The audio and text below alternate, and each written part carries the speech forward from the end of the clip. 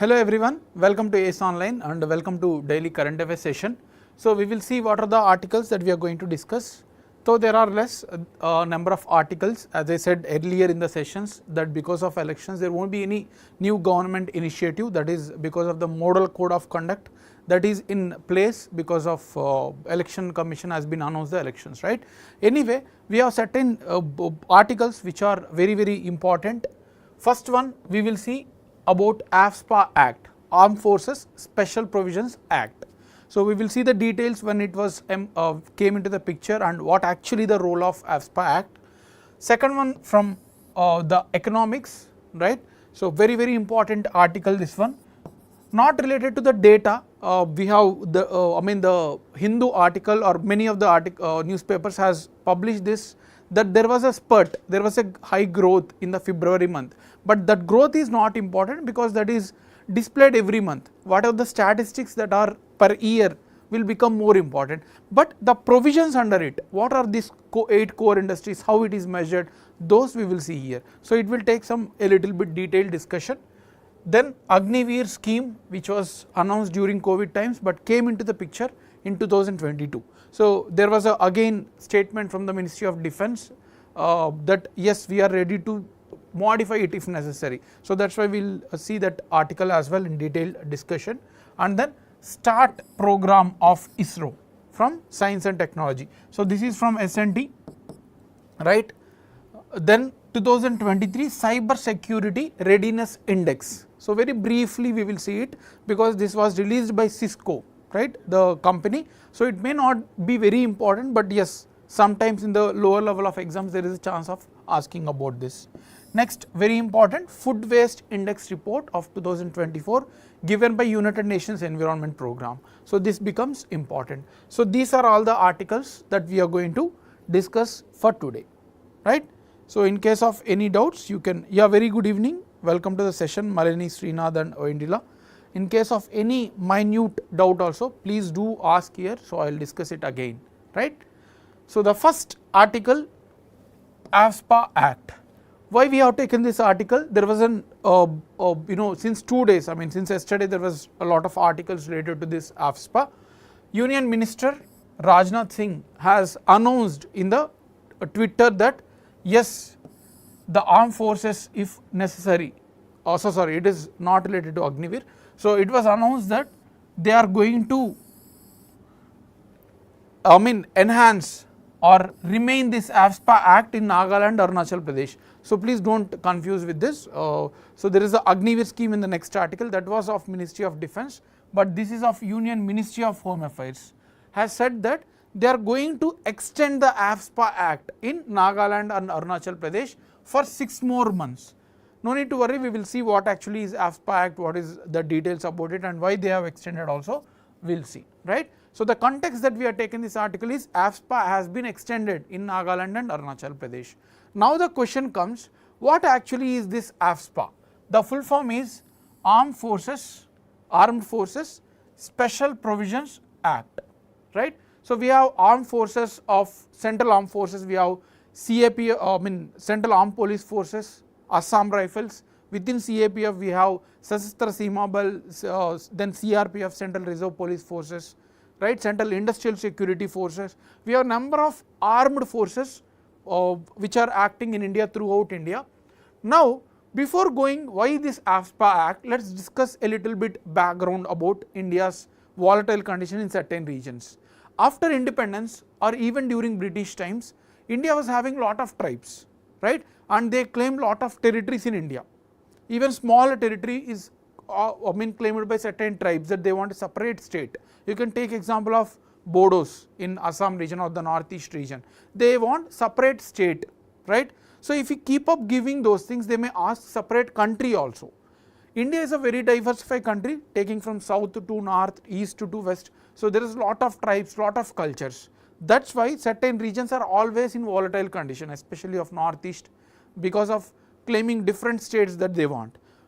As this was continued even after independence, this was there during British times, and even after independence it was continued to happen. Because of that there was lot of violence between the tribes, there was lot of fights, there was lot of religious extremism that has happened in certain regions. You can take example of Jammu Kashmir, right. So those regions which are volatile in nature, government has decided that there should be an armed forces who will control the violence that is happening in those regions, right. So because of that, this special act was passed by the parliament, that is called as Armed Forces Special Powers Act. So from the name itself, now you can derive some clue that armed forces were given with certain extra powers, the special powers to monitor these regions, right. So that was the rationale behind passing the AFSPA Act, Armed Forces Special Provisions Act. It was passed in 1958, and what is the objective? To maintain the public order and peace in the disturbed areas. There will be certain areas which are volatile, and those are categorized as disturbed areas, and in these disturbed areas there will be more power to the armed forces.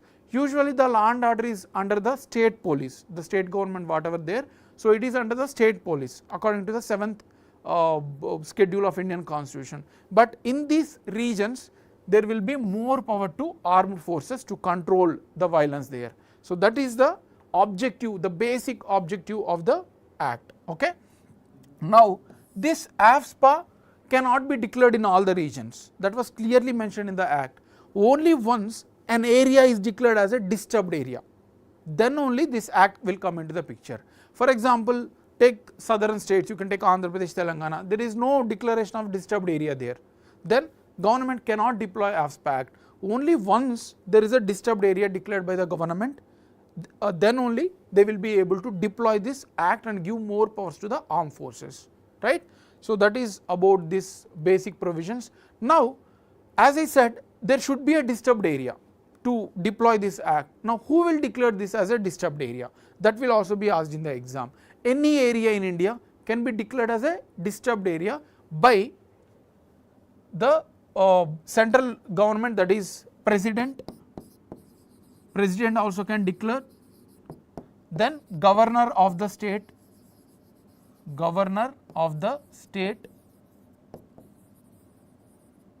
and the one more important thing is central government. So there is no role for state government, okay. Central government, so that means whom? It will be Ministry of Home Affairs, Ministry of Home. So these are the three authorities that have power to declare any area as a disturbed area, right. So that is one thing. It may be declared due to various reasons, because of differences among the communities. It can be religious, it can be caste, it can be language, it can be ethnicity, right. So any area can be declared as a disturbed area by these three authorities. Now it was originally taken from British during Quit India movement, you all know, very popular one, right. 1942 we have a Quit India movement to ask Britishers to go back, right. So here in that situation, Britishers has brought certain act to contain the violence there. So the same provisions were deployed by the Indian government after independence, right. So that is the AFSPA. Now as I said, these are the people who are having authority to declare any of those as disturbed area, right. Now it will be invoked in places where there is a use of armed forces in aid. So whenever there is a violence, this was mentioned in the act, that this will be deployed when there is a need for armed forces to come into the picture, right. So this is the AFSPA Act. Now what powers are given to armed forces? That is also important. Yes, it was declared now. First there was a violence in particular region. After that there is a declared of disturbed area by any of the authorities. After that AFSPA was deployed, right. So more powers were given to armed forces. Now what powers are given to the armed forces? That is also important to be remembered.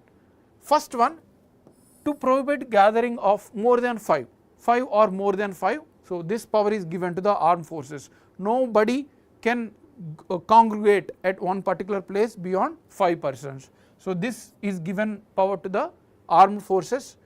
Also they can use force or even open fire.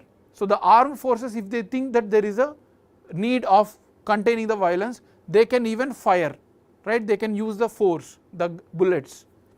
That is one more provision given to the armed forces. They can also arrest a person without even arrest warrant.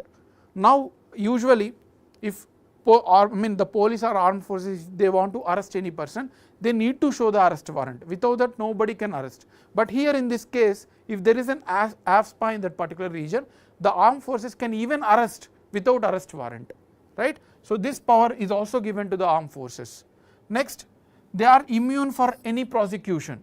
So nobody can prosecute, even court cannot prosecute that they have misused the power. So this is one of the criticism of this act, that the uncontrollable powers were given to the armed forces, right? So nobody can even prosecute them for doing their some jobs, right? Now as of now, which states have AFSPA? That is also important. As of now we have AFSPA in 4 states: Assam, Arunachal Pradesh, Jammu Kashmir and Nagaland, right? Not all the regions. This AFSPA can be declared the whole state or even particular locality as well. There is no restriction that only state can be given, so it can be any part of the state as well. So as of now we have 4 states, right? Now there is a criticism also, there is a need, yes, of course there is certain violence. You can take example of Jammu Kashmir, where there is a uncontrollable violence. There was a pelting of stones, right, in 2019 when there was a state reorganization act of Jammu Kashmir.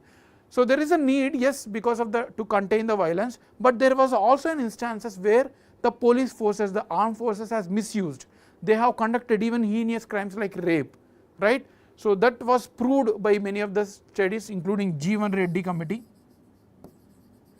Jeevan Reddy committee has studied and said that there was a misuse. They have misused the power and they have arrested unwarrantedly, they have committed some violence. So that's why there is a criticism that AFSPA should not be there, right?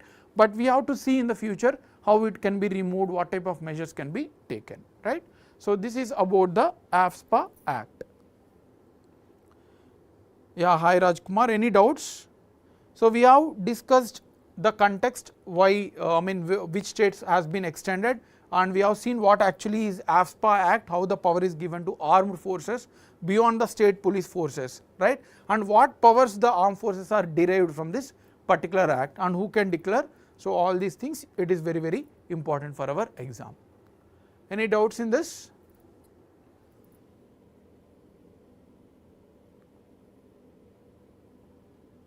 Yes, earlier it was there in Tripura, Manipur and many other regions, so Indala has asked out, but now it was restricted to only 4 states. Last year only they have, before year only it was removed, right? So as of now we have 4 states which are under AFSPA. Earlier it was there, many states, almost all North Asian states were there, right? Yes. So moving to the next article, the index of 8 core industries. So this is very important and a conceptual one. I will explain from very basic level, try to understand, because some students may be not very clear with GDP calculations and all. So briefly I will explain those things as well, right? Now why we have taken this article? Because there was a growth shown by industries in the last 1 month, right? So the 8 core sectors were there, we will see what are those. There has been seen a high growth in the February month, but that does not matter for us because monthly statistics are not asked in the exam. But what are these core industries, how it is measured, that is relevant for us, right? So we will see, this is just a context that we have taken, right? Now let us go into the detailed discussion, right? First thing, GDP calculation. I am not taking all the methodologies and all, just briefly telling you how it is calculated. GDP means gross domestic product, the total value of goods and services produced in the economy, right, for any instant. You take example of any of the things, like we have eggs, we have pens, we have shoes, we have agriculture goods like crops. There are number of goods, some hundreds, thousands of goods in our Indian economy. So in the last 1 month, it can be calculated for 1 year or 1 month. Let us say 1000 eggs were produced in the February month. So what is the average rate of egg? So that will be calculated, for example, 5 rupees, right? So it is 5,000 value we have produced in the February month. Similarly, pens 1000 we produced and it is 10 rupees, so 10,000. We have hundreds of goods. I am just taking an example. All the number of goods are multiplied with their prices. What is the price at the market level? So we will get all the values of all goods and services produced in the February month. So we can say this is the GDP produced in this February month. So GDP means the total value in terms of money, how much we were able to produce in a particular instant. It can be a year, it can be a month, right?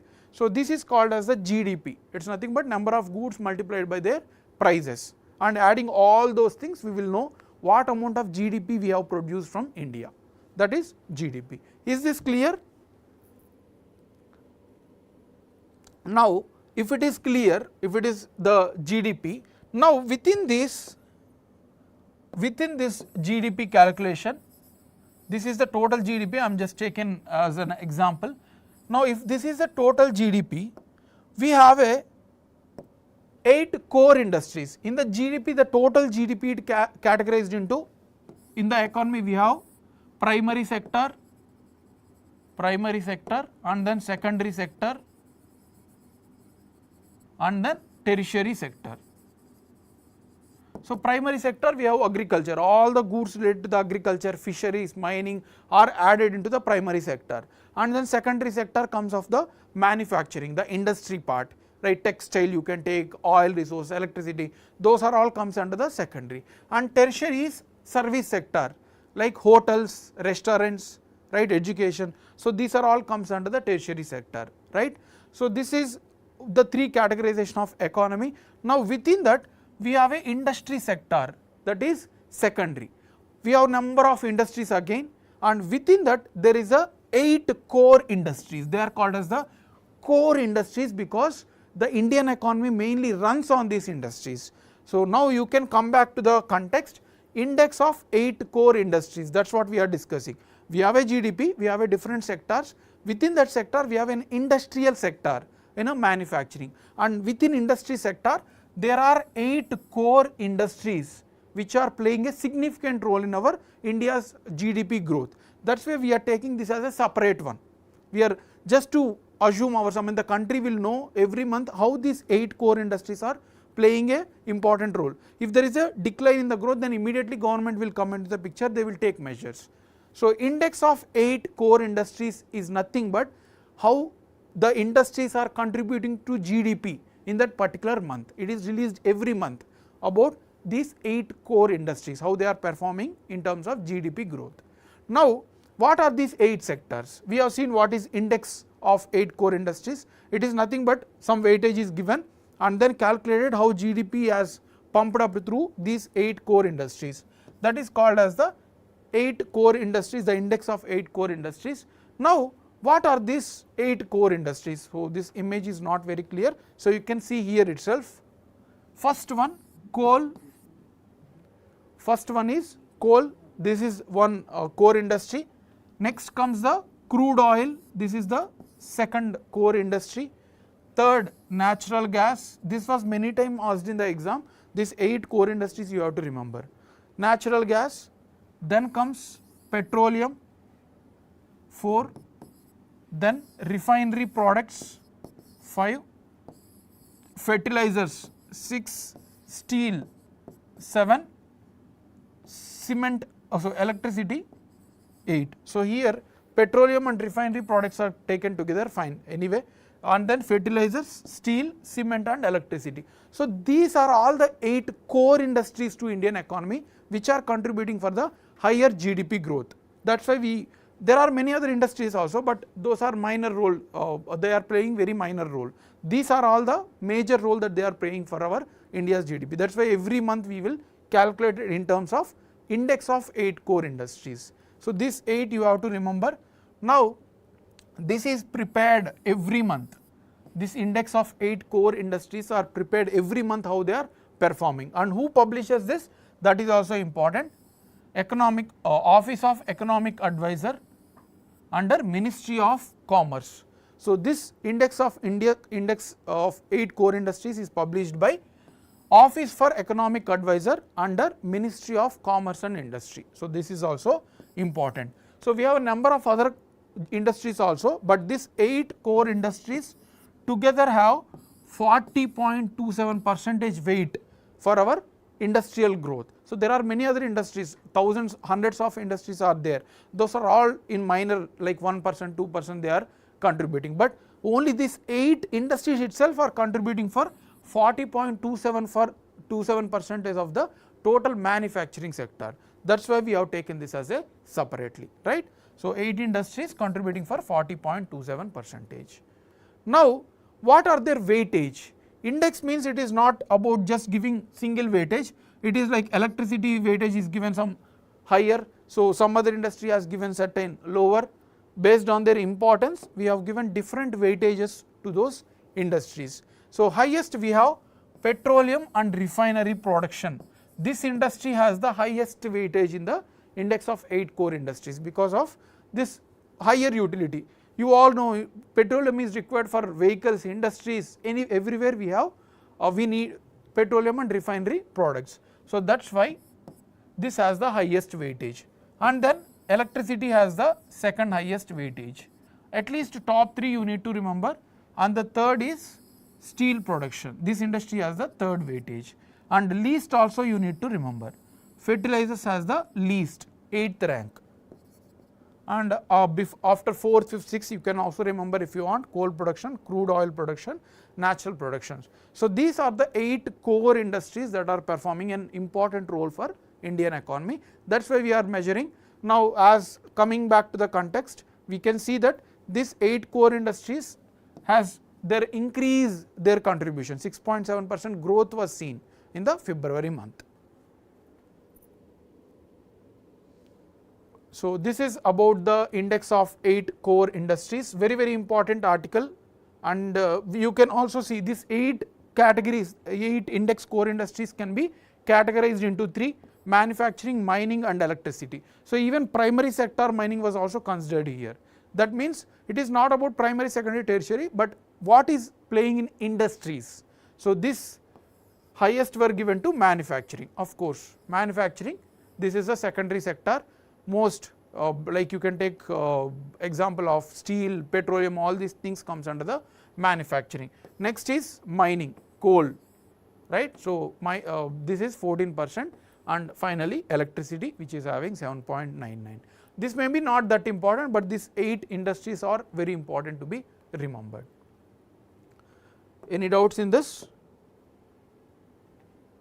Okay. So let's move to the next article, Agnipath scheme. So this was taken from the Hindu newspaper itself. There was a comment from the defense minister about the Agnipath scheme, that we are ready to modify if required. There was a comment on Twitter, and for this the opposition, the Congress party which is in opposition, Mallikarjun Kharge, who is the president of opposition Congress party, he has said that this scheme was some failure, that's why you are commenting like this, that you want to renew this particular thing.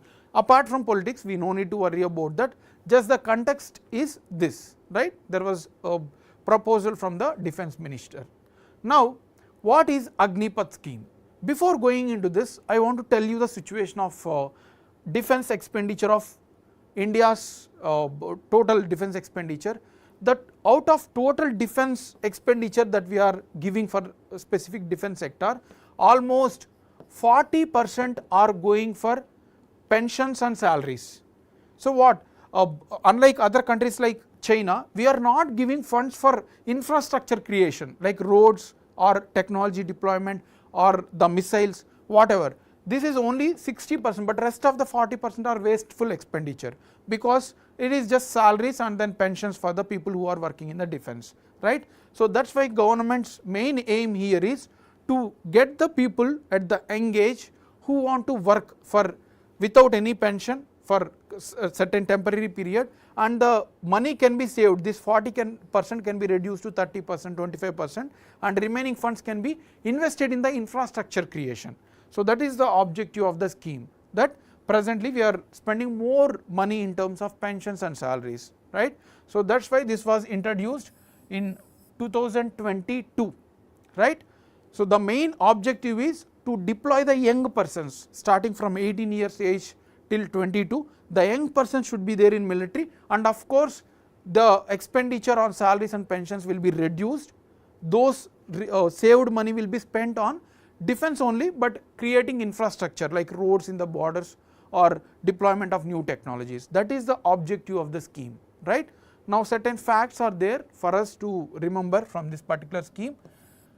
So this is a 4-year scheme. I mean, the persons who are recruited will work for 4 years. For example, in 2024 they have recruited, they will be there only till 2028.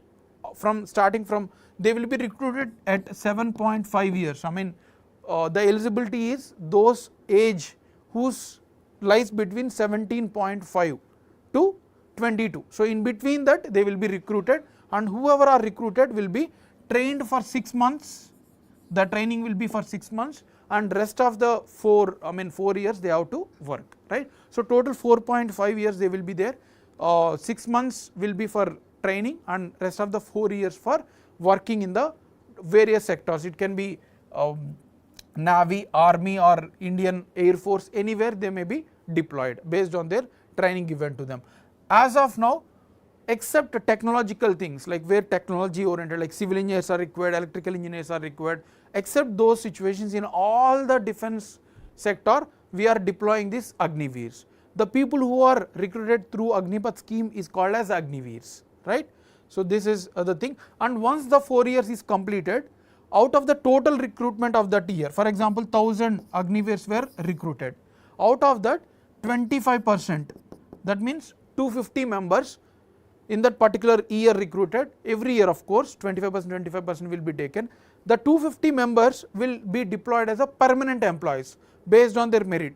Whoever have performed it in a best manner, those 25% will be taken as a permanent employees in the defense, but rest of the 75% will have to go back to their homes, right. So this is one important fact to be remembered, that it will be recruited every year, out of the 25% only will be taken as a permanent employees. Now the eligibility age, as I said, between 17.5 to 21 years will be eligible. So if you cross 21, then yes, you are not eligible. It is not 22, it is 21. 17.5 age, I mean the criteria for age recruitment is between 17.5 years to 21. So at max a person can be eligible for 21 and they can work up to 25. So not beyond 25 years age Agniveers will be there in service, right. So this is the criteria. Now what is the education eligibility? They have to be educated at least class 10 or 11 or 12, any of these 3 will be allowed. That is also an important fact, okay. And government will keep on recruiting for every 6 months. For every 6 months there will be a recruitment based on their age criteria, right. And Agniveers are not be eligible for any pensions or any gratuity benefits. So that is one important concept. So this Agniveers are not eligible to get any pension or any gratuity, right. So it is like other benefits, because they are saving this money and investing in infrastructure creation, right. So this is the theme, the scheme about Agnipath. Now what benefits Agniveers will get? Why they will come into the employment if there is no permanent employment? Why these people or young people will come into this? First thing, they should take it as a responsibility as a young national citizens to service for the country. That is one thing. Second thing, they have other benefits also, monetary benefits. The package, the salary will be annual package, starting first year will be 4.76 lakhs annual package, and at the end of 4th year it will be 6.92 lakhs package. So this is the maximum package given at the 4th year. This is for the first year. So this is the package for 4 years, right. That is the benefit. Next, from every monthly salary there will be they will also give the travel and uniform allowance.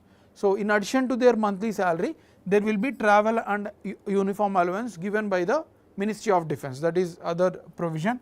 Agniveers will contribute 30% of their salary.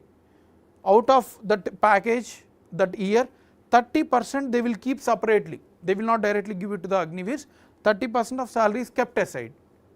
Every year 30% for 4 years they will keep aside, and the same amount is matched by the government. So they will keep this in the banks. 30% of the salary is deducted and keep it in bank, and the same amount is also contributed by the government, right? And at the end of the 4 years, the whole money that has been kept aside along with the interest is paid back to this Agniveers. The total amount will be 11.71 lakh rupees. So this amount will get back at the end of the 4th year, right? After completion of the service, they can take this money and go back to their place. They can do whatever business they want. So this is also a very good opportunity for those who want to work, as well as they will gain some money which can be used for start business as well, right? And also Agniveers will be granted 30-day annual leave. We are discussing the benefits of Agniveers, right? So 30 days annual leave will be given in addition to the actual leaves, right? I mean the sick leaves will be there based on the necessary. So apart from sick leaves, the 30-day annual leave is given for Agniveers for the 4 years. Every year 30 days leaves will be available, right? Agniveers will also have a life insurance cover of 48 lakh rupees. So if there is any injury for those Agniveers during the work, so there is a 48 lakh insurance coverage is automatically given by the government. So these are all the benefits of Agniveer scheme. Any doubts in this?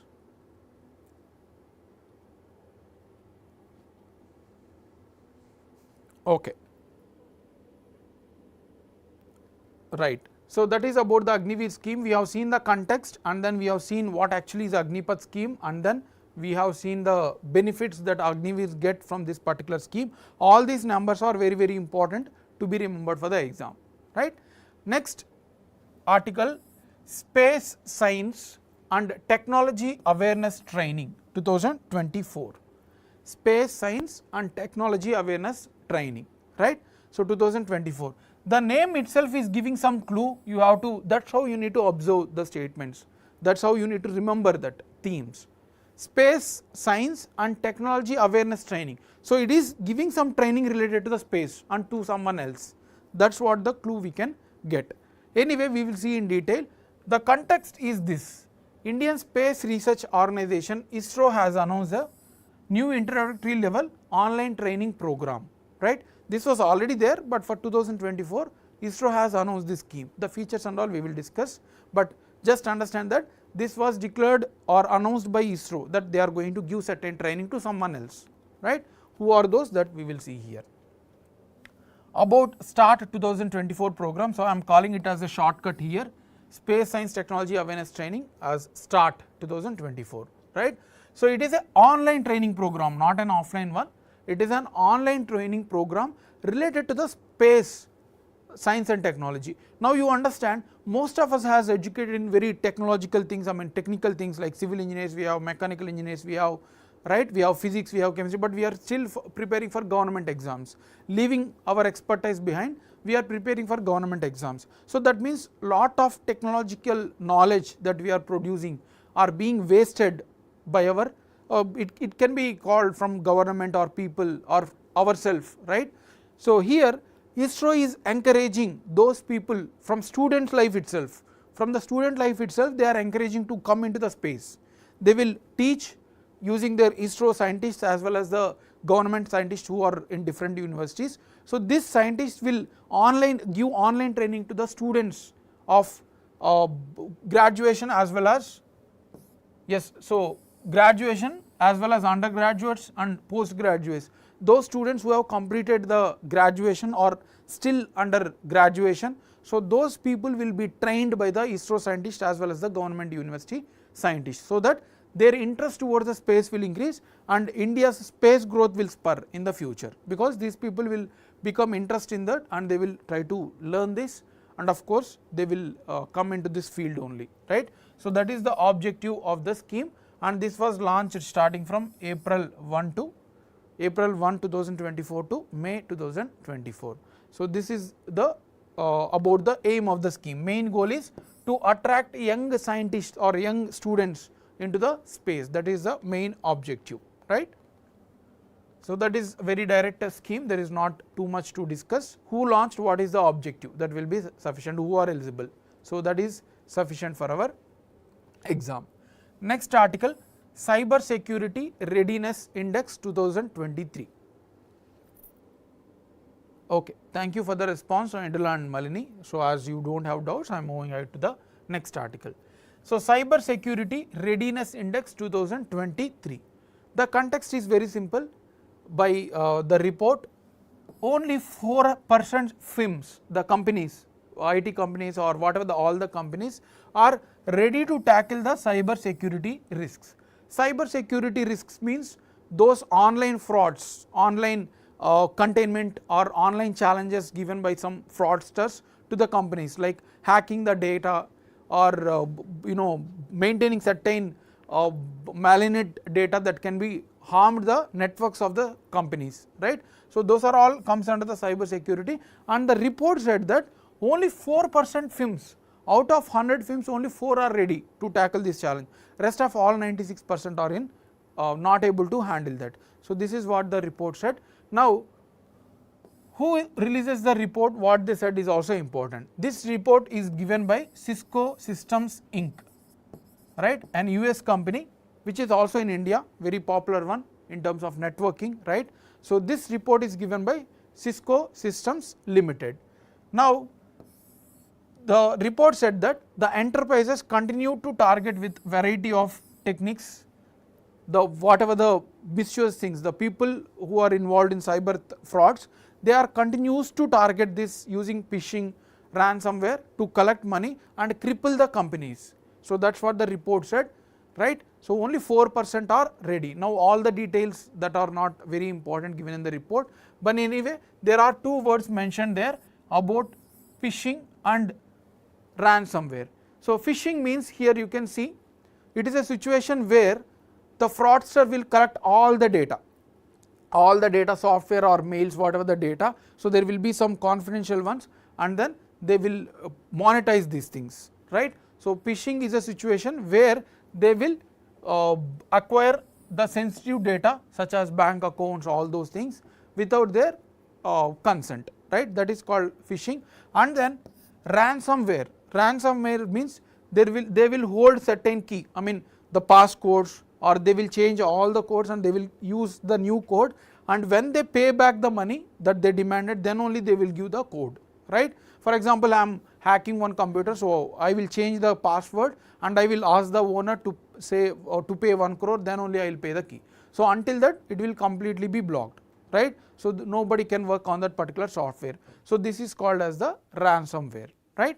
So this is about 2 things, phishing and ransomware, you can remember, and who released this report is important, that's all.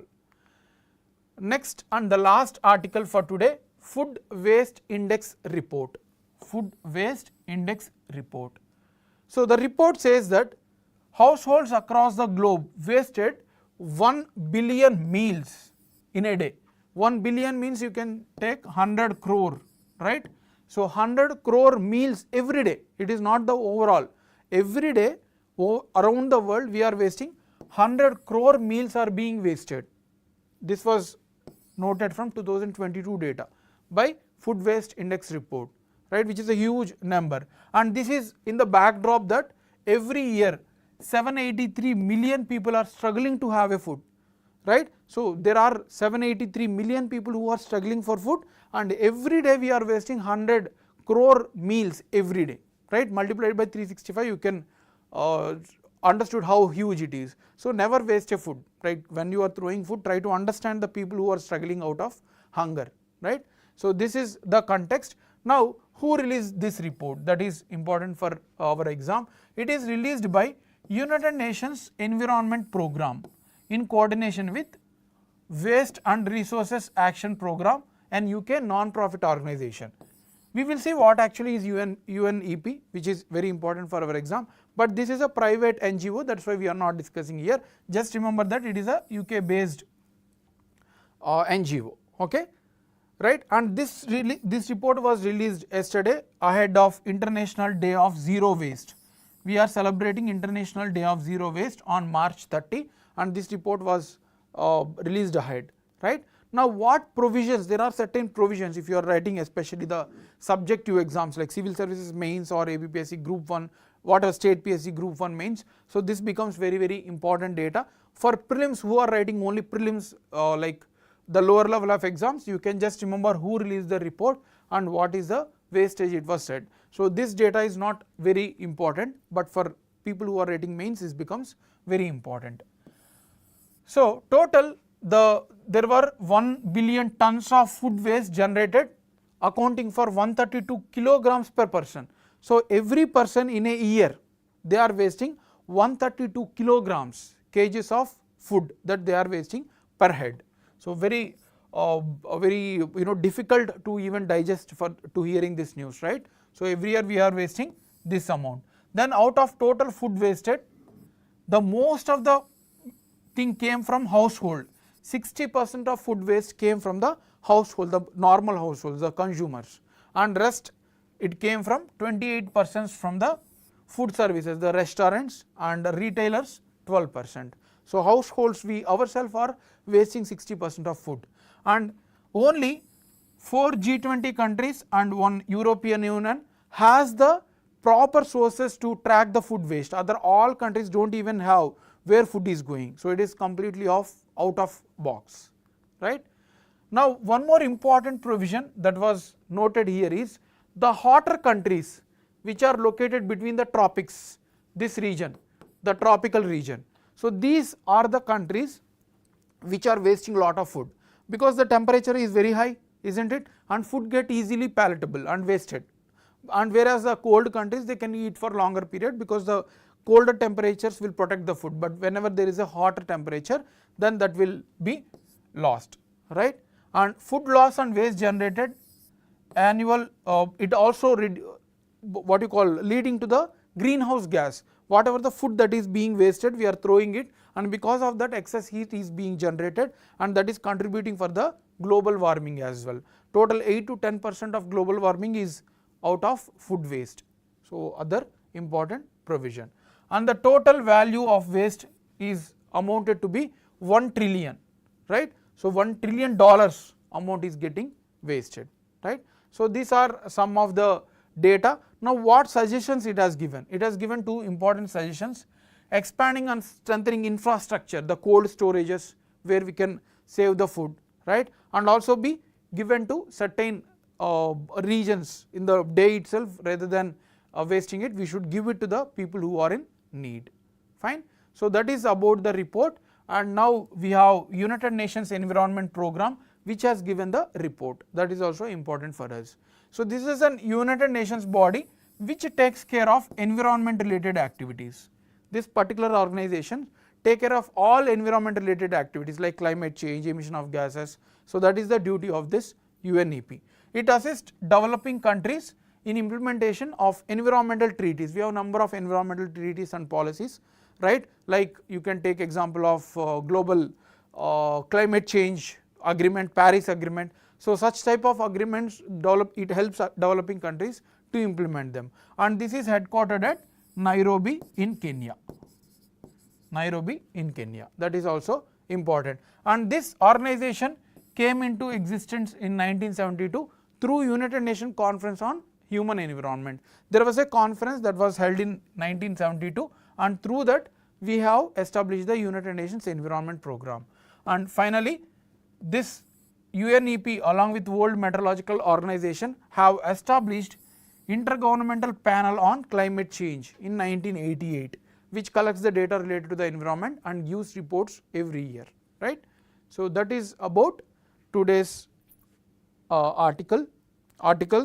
Now let's solve some practice questions. There are no factual pointers to be noted today. So I have searched, but there is no fact to be important for our exam, right? So that is about today's article. Now let's solve some MCQ questions. First one,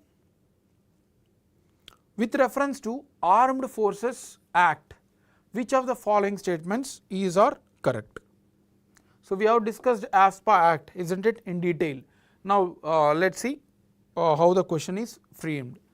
The Act empowers the Chief Minister of State to declare any part or full of any states as a disturbed area. So, this is the first statement.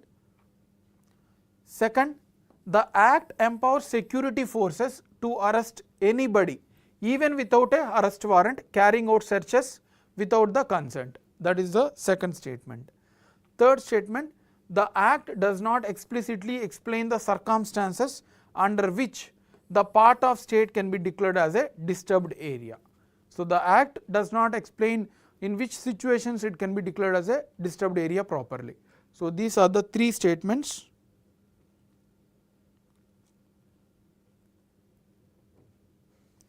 So, let us get into the answer with the statement wise. First, it empowers the Chief Minister. No, Chief Minister does not have any power. We only the Governor, the President or the Ministry of Home Affairs, right. So, first statement is wrong. Second statement, security forces to arrest even without arrest warrant and carry out searches even without the necessity. So, second statement is should be there, right. So, second statement both are there. The Act does not explicitly explain the circumstances on which it can be declared as a disturbed area. Yes, the Act just mentioned about disturbed area, but nowhere explained about the criteria which can be categorized, which cannot be categorized. There is no such explanation. So, 2 and 3 are there and there is no powers for Chief Minister to declare. So, first statement the 2 and 3 are correct, sorry. So, answer is B. Yes, most of you have answered. Sandhya, Rachna, Rajkumar, Malini, Srinath have answered it are correct. Okay. So, that is about the ASPA Act. Next one, what is are the benefits given to the Agniveers under the Agnipath scheme? So, they are asking about the benefits. First one, lifetime pension, allowances for travel and uniform, 30% of Agniveers will get a permanent posting based on merit.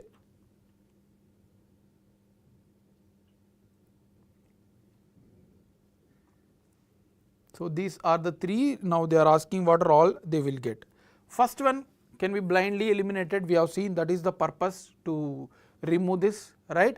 So, there will not be any pension. So, two options are eliminated. Second one, allowance for travel and uniform, yes, in addition to the salary they will get the allowance, right. So, 2 will be there, 2 in both are there. 30% of Agniveers will get a permanent posting. No, they will not get 30%, it is 25% of Agniveers will be recruited on permanent basis. So, 3 is also wrong. So, hence answer is C. Yes, all of you have answered this as correct. Sandhya, Swarupa, Malini, Rajkumar, yeah, everyone Oindila.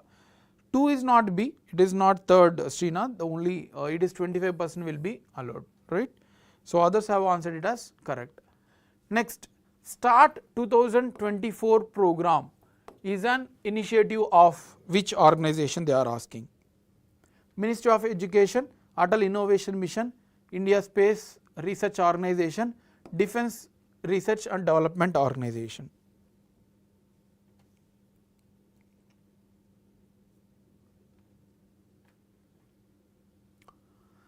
So, Ministry of Education, no, it is not related to that, then not DRDO, right. So, you may confuse between the two, but this is very direct, we have discussed, it is ISRO, right. Yes, yes, yes, all of you are correct. So, it is ISRO that was launched, we have discussed the objective as well, right. All of you are correct, no wrong answer was displayed here, fine. Next, 2023 Cyber Security Readiness Index report was recently published by. So, who has published this 2023 Cyber Security Readiness Index? We have Waste and Resources Action Program, Juniper Networks Inc., Cisco Systems, International Telecommunication Union.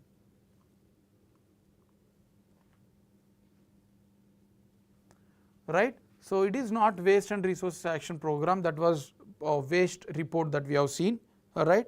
So, it is a very direct one, Cisco Systems Inc. that was the organization which has launched the report. Yes, again all of you are correct. Now let us solve the last question. Consider the following, which of the following statements are correct about United Nations Environment Program. About environmental program, which statements are correct? It was founded as a result of Stockholm Conference in 1972. So this is the first statement. Second statement, it coordinates the UN environment activities and assisting the developing countries in implementing environmentally sound practices and policies. So this is the second statement that they are asking. Third, UNEP facilitates the transfer of knowledge and technology for sustainable development. So that is the third statement. It is headquartered at Geneva, Switzerland. Now which of the above statements are correct?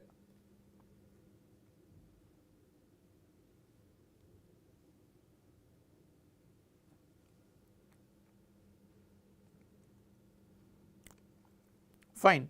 So first let us see the first statement. It is found on Stockholm Conference, United Nations Biodiversity Conference. It is also called as Stockholm, where it has happened in 1972. So first it should be there.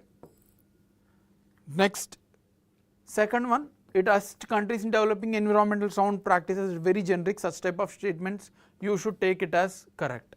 So third statement is there, so it is very generic, again transfer of knowledge and technology. Headquarters is the important fact here. So it is headquartered at Nairobi in Kenya, right. So that is why fourth statement is wrong. So answer is B. Yes, right. So most of you have answered it as correct. So that is of today's session. So we had a lot of big articles, but there are a lot of facts within the articles. We have a number of facts. So try to remember them, revise them. We are also attaching the PDF every day. If it get delayed, so it will be uploaded by at least by tomorrow, right. So that's all for today. Keep supporting us. That's help us to garner to continue the session. So try to expand it, try to support us. So it will really help us to maintain this tempo, right. So thanks a lot and have a great evening. Happy studies.